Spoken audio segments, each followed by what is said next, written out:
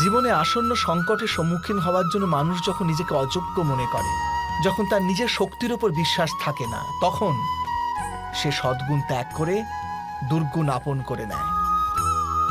সম্ভবত মানুষের জীবনের কলুষ বৃত্তি তখনই জন্ম নেয় যখন তার অন্তরে আত্মবিশ্বাস থাকে না।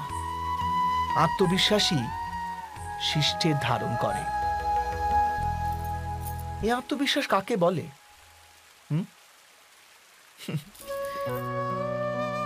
যখন মানুষ বিশ্বাস করে যে জীবনের সংঘর্ষ তাকে দুর্বল করে তোলে, তখন তার নিজের উপর বিশ্বাস থাকে না।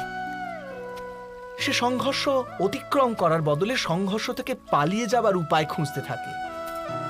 কিন্তু যখন সে বুঝতে পারে যে এই সংঘর্ষ তাকে অধিক শক্তিশালী করে তোলে, ঠিক যেমন ব্যায়াম করলে দেহের শক্তি বৃদ্ধি পায়, তখন প্রত্যেক সংঘর্ষের সাথে তার উৎসাহ বৃদ্ধি পায়।